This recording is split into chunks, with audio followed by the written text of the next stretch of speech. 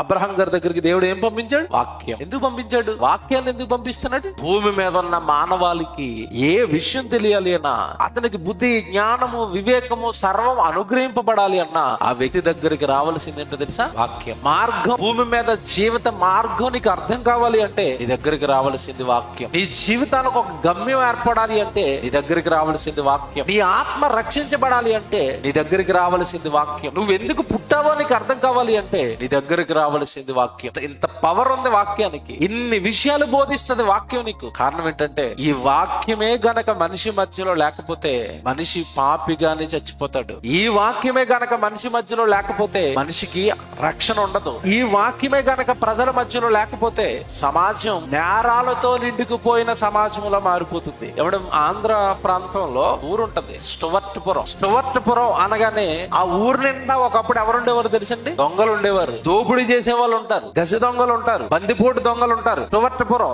ఎక్కడ దొంగతనం జరిగినా పోలీసు వాళ్ళు జీప్ వేసుకుని డైరెక్ట్ గా ఎక్కడికి వెళ్ళేవారు తెలుసా? స్టువర్ట్పురానికి వెళ్ళేవారు. ఒరే మీలో ఎవడో దొంగతనం చేసి ఉంటాడు, ఖచ్చితంగా మాకు తెలుసు మీరంతా దొంగలే అని ఎవడ ఆ స్టువర్ట్పురంలో ఉన్న వాళ్ళందరినీ హింసించేవారు ఒకప్పుడు పోలీసు. విచిత్రం ఏంటనుకుంటున్నారు? దొంగలతో నిండుకుపోయిన స్టువర్ట్పురానికి దేవుని సువార్త వెళ్ళింది, వాక్యం వెళ్ళింది. దొంగలు కాస్త మారిపోయారు, దొంగతనాలు మానేశారు. ఒకప్పుడు అది స్టువర్ట్పురం, ఈ రోజు దాని పేరేంటో తెలుసా? సువార్తపురం. పేరు మారిపోయింది, దొంగలు మారిపోయారు, గజ దొంగలు మారిపోయారు, బందిపోటు దొంగలు మారిపోయారు. అంతకు ముందు పోలీసు వాళ్ళు ఎన్ని సార్లు కౌన్సిలింగ్ ఇచ్చినా ఎవడూ మారలేదు. వాక్యము వెళ్ళగానే వాళ్ళందరూ ఏమైపోయారు? మారిపోయారు. నేరాలు ఆగాలి అన్నా, సమాజం బాగుపడాలి అన్నా, దొంగలు, దోపిడీ చేసేవాళ్ళు, వ్యభిచారం చేసేవాళ్ళు, మందు తాగేవాళ్ళు, భార్యలు హింసించే వాళ్ళు, భర్తలను హింసించే వాళ్ళు, అక్రమ సంబంధాలు పెట్టుకుని కుటుంబాన్ని కూల్చుకుంటున్న వాళ్ళు, వీళ్ళందరూ బాగుపడాలి అంటే వాళ్ళ దగ్గరికి వెళ్ళవలసింది ఏంటో తెలుసా? వాక్యం. అందుకే దేవుడు ప్రతి తరములో ప్రతి వ్యక్తి దగ్గరికి